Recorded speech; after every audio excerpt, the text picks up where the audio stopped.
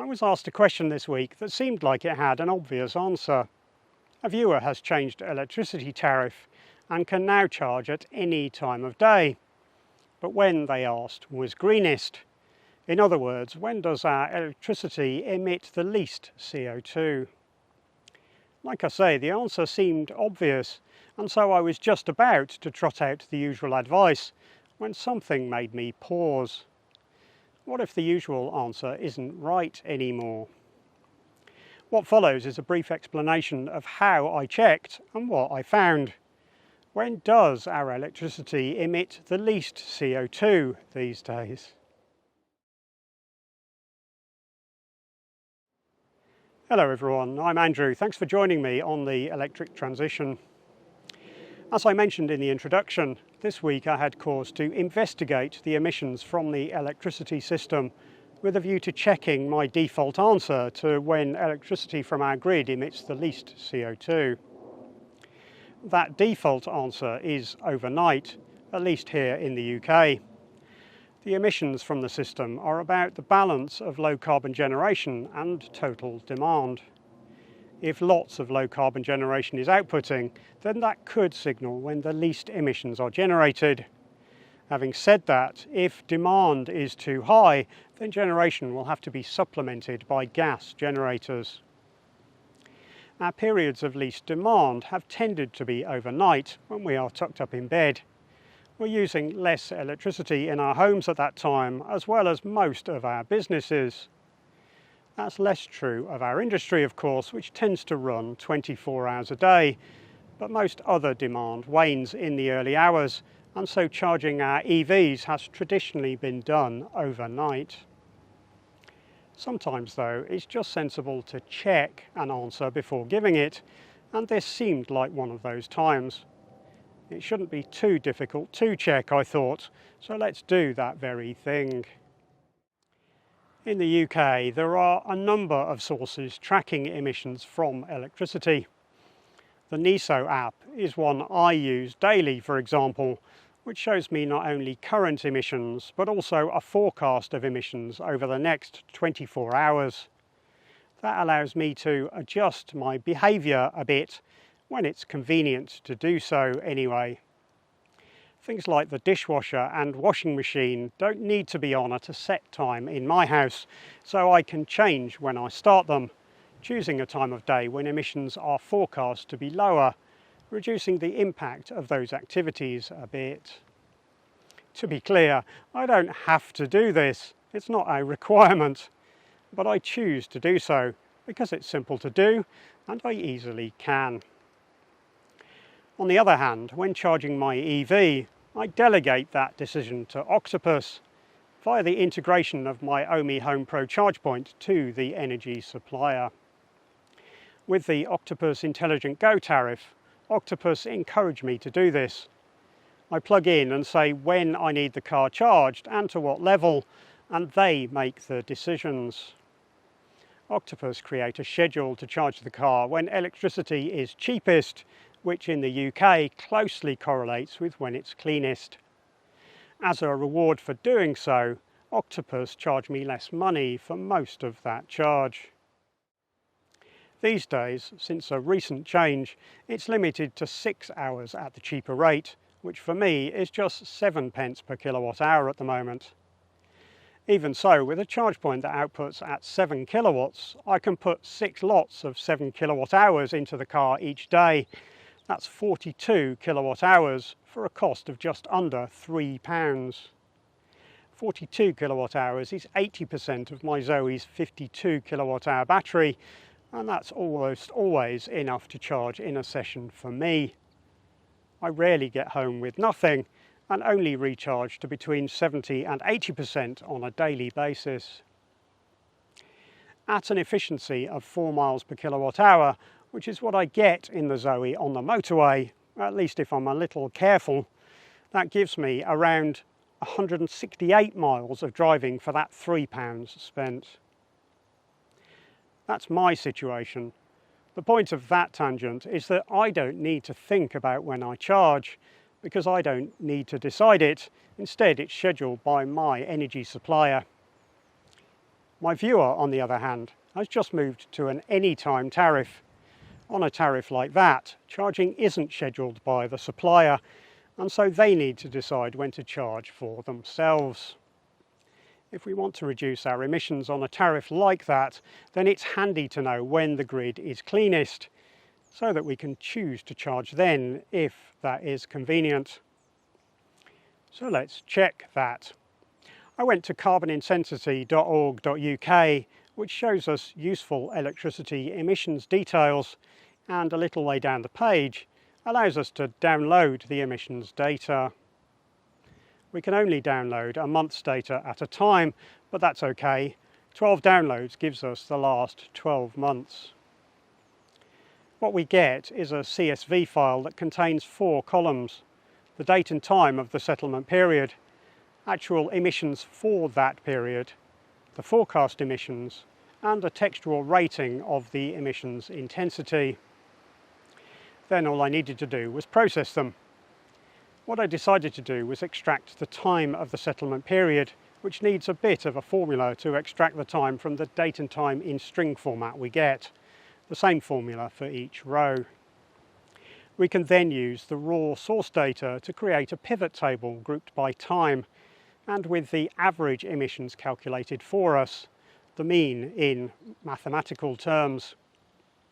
The final step was then to add a chart using that pivot table as a source, after which, after a bit of formatting, shows us the curve of the emissions by time of day with a separate graph for each month, one in each spreadsheet. And here are those graphs, each showing a different month from the last 12 months. You can see the month named in the title. Across the bottom is time. Note that this is always UTC from this data source. The y-axis height shows the level of emissions. The higher the line, the higher the emissions. Pause the video in order to see any one month in particular, or get an impression of them as we walk through the months. We started with June 2025 and are progressing to May 2026. I don't know about you, but they don't quite look as I expected. In the winter, from October to March, overnight charging is as good as any other time. However, from April to September, the emissions are actually lower during the day. From about 8:30 to 3:30, emissions are lower than overnight. By the way, I should call out that I'm letting the graphs in these separate spreadsheets auto-range. They are not all showing exactly the same emissions values between graphs on the y-axis. What we are looking at is the shape rather than the values themselves. What will be causing this daytime dip, presumably, is solar, but probably in 2 ways. Firstly, of course, is grid-scale solar farms generating during this time, but it's not just that, as demand is probably also dropping. Residential and small-scale commercial generation is also rising, but the grid doesn't see it as such. Instead, to the grid, it looks like reduced demand, as all of this behind-the-meter generation feeds excess energy into the network. This all led me to the question of how much grid-scale solar we've currently got in the UK, and for that I've referred to the Duke's data again. That's the digest of UK energy statistics from the government website. However, there are 2 different numbers we'll find in that data. Duke's table 5.7 suggests we've only got 3.1 gigawatts of solar, which you wouldn't think is enough to produce these big dips in daytime emissions, and that's because it's not. What Duke's 5.7 shows is the derated capacity. In other words, this figure is what you use if you want to see what solar achieves on average across the year. In some calculations, we don't want to be misled. We don't want to think that a solar farm will generate all day, every day. It's not capable of that. So Duke's 5.7 is where we look if we want to consider average generation. However, in good weather, what is shown in Duke's table 5.11 is what we are most interested in. Table 5.11 shows maximum capacity, which I have summarised for you here. This summary is based on data from the most recent report covering generation at the end of May 2025. It shows we had about 18.4 gigawatts of peak generation capability, and that is enough to make a significant dent in demand at that time of day. We'll never get quite all of that, but we might get close. And indeed the records page of the NESO app shows that the current record generation for solar is 15.1 gigawatts in the UK on the 23rd of April this year. While we are looking at generation, we should note that there are a couple of power sources missing from this summary. We actually have more than this. So far, these two sources are not covered as well within Dukes, which seems a bit of an oversight. But in a way, they are not generators as such. The first additional source is the Interconnectors, HVDC connections from other countries. These are capable of bringing power to us, but they don't have easily measurable carbon intensities. NESO maintains a register of interconnectors that we can download, which is right up to date and shows just over 11 gigawatts of capacity inbound and a bit more outbound.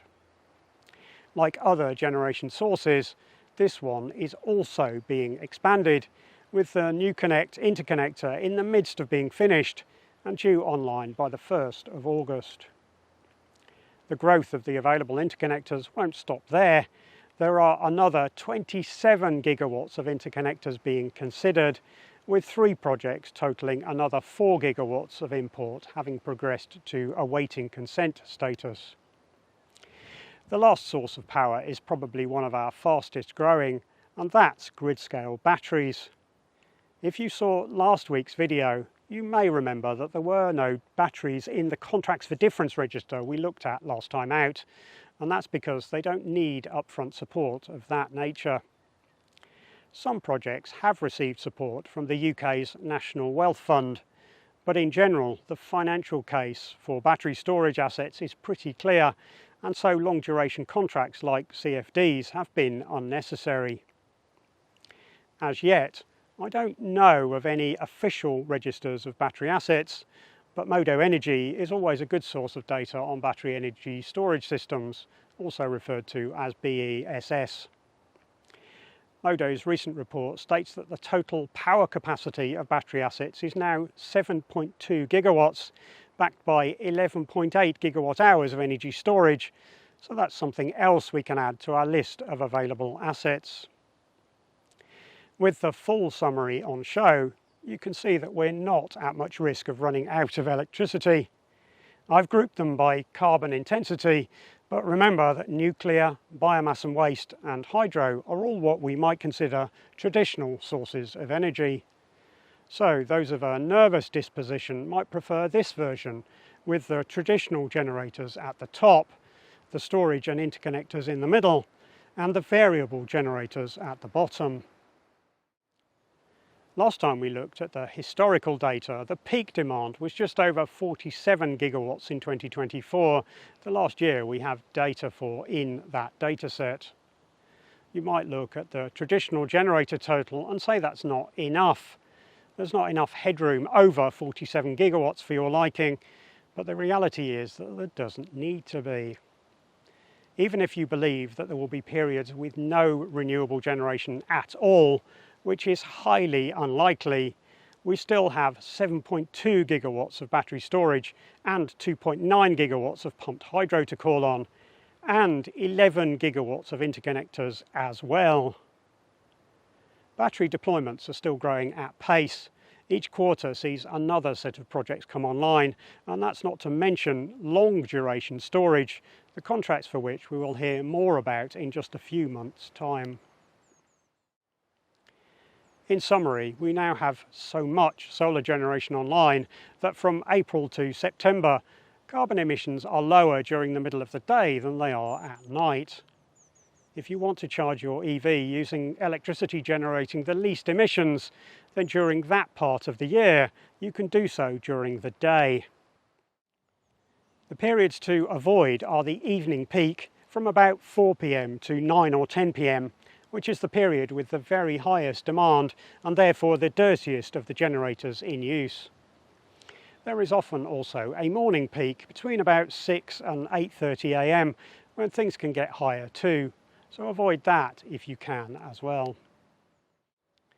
While we were at it, looking at electricity again, we had a look at the generation capacity we have in the UK at the moment, seeing just how much of the variable sources we have to use when they are available. Those, in concert with the battery storage we have at our disposal and pumped hydro, as well as 11 gigawatts of interconnectors to mainland Europe and Ireland, put us in a strong position. But there is yet more to come. We have numerous renewables, storage and interconnector projects in the pipeline, each of which adds yet more capacity to the grid, all the while helping to lower its carbon intensity. Well, there's another data-rich video for you. I hope you've enjoyed it and got something from it. If you have and you'd like to show your support for what I am doing, then there's a link to the Buy Me a Coffee website in the video description. A drink would be very gratefully received. What's more, if you've liked the video, then it is a big help to me if you click the thumbs up button. And I'd love to have you as a subscriber of the channel if you want to see more from me. Subscribing is free and helps ensure you know about any future videos I make. Remember that it's Everything Electric West this coming Friday and Saturday, the 12th and 13th of June, this time taking place in Cheltenham. If you are going, I hope to see you there. Come and say hi if you see me. Watch out in the community section of the channel. I'll create a post nearer the time with a time and location for a meet if you'd like to do so. Finally, I hope to interact with some of you in the comments. I hope a number of you will join in the conversation down there. Tell me what you think about the graphs and figures I have shown today. Were you as surprised as I was that the grid is now cleaner during the day in the warmer months, or was that what you expected? What do you think about our generation mix? Is that all heading in the direction you imagined? Let me have your thoughts in the comments section. I look forward to hearing what you have to say about today's subject. Thanks.